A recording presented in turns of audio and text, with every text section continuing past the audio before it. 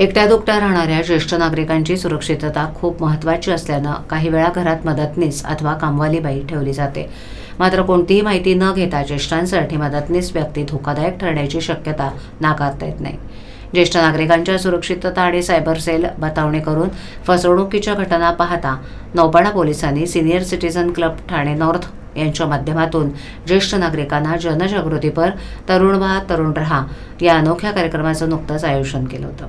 ज्येष्ठ नागरिकांच्या जीविताचा धोक्याबरोबरच फसवणुकीच्या घटना बघता याला कुठेतरी आळा बसणं खूप महत्त्वाचं आहे. हाच धागा पकडून नौपाडा पोलीस आणि senior citizen club Thane north यांच्या संयुक्त विद्यमानं ज्ञानवर्धिनी सभागृह इथे ज्येष्ठ नागरिकांचं संमेलन घेण्यात आलं होतं.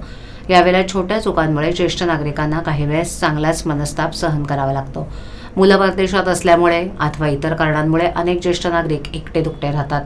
त्यामुळे या ज्येष्ठांची काळजी घेण्यासाठी काही वेळेला खाजगी एजन्सीमार्फत कोणतीही शहानिशा न करता मदतनीस ठेवला जातो. मात्र मदतनीस ज्येष्ठांसाठी कर्दनकाळ ठरल्याच्या घटना घडल्यात.